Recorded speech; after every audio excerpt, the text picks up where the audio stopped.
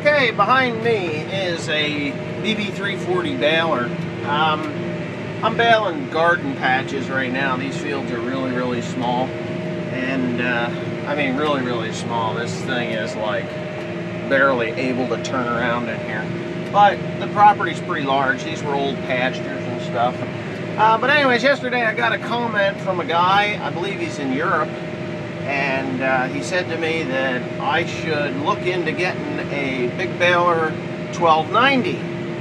Well, I had to laugh because I believe the BB 1290 in Europe has been out for about a year, or better than a year. This is year 2 for them over there. Well, the baler that's behind me is the BB 340. They're the same baler. The only difference is the color. The color of this baler, as you can see, is black and red and blue. I think there's some yellow in the decal there. But yes, and there's yellow on the pickup table. This is an identical baler to the BB 1290. The reason I bought this baler was because I saw photos and videos of the 1290 running, and I made contact to a couple of farmers overseas, and they said yes.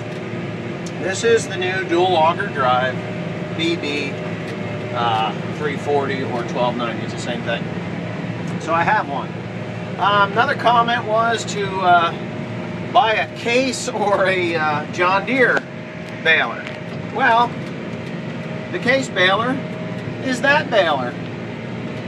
The LBX, whatever the hell it is, 340 or 3340 or whatever the hell it is, I don't know the number, is this baler. The Case baler is identical to it because it is CNH, Case New Holland. And the other comment was John Deere. Well, John Deere does not make a big square baler. They just don't.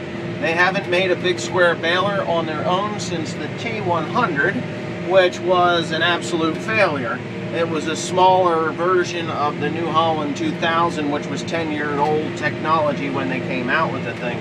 Now, if they'd have molded their T100 after the Heston 4800 or 4900 or whatever the heck it was, 4700, I think the 4x4 was a 4900, with that pre-charge chamber and everything like this has in it. John Deere would have maybe been in the market with a big square baler by now. Now, John Deere is coming out with their big baler, which is a Kuhn baler, which is a single knot deal. Well, the single knot balers, I'm sorry, they don't hold up. They don't hold the string. The New Holland 2000 was a single knot baler, and the reason they went to a dual knot baler was because of knot strength. Excellent idea. It's worked very well for Heston, New Holland, and Massey Ferguson, or whatever you want to call them. I also think that the T100 was a dual knot baler. I'm not sure.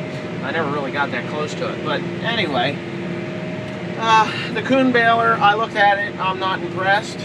They said that it'll pack a tighter bale, but you got to use 550-pound knot strength twine, or 525, I think it might be, which is fine. Of course, if I put 525-pound knot strength twine in here, I'd be able to pack a bale so freaking tight I wouldn't know what to do with it. Which is what I'm doing now anyway. I have actually 660 or 619. It might be 616 or 619, 620-pound knot strength twine. What I've done is I've put it on the ends and in the two centers. Because in the event that I do pop an end string, the two centers, just the top strings are the 619, so they'll hold the bale together. Yeah, so that's my comments about comments today. Everything seems to be working well other than the weather. This is the first sunny day that we've had in, oh geez, 2 weeks really. I mean, I baled the other day, but the hay was damp. It was 25–30% moisture.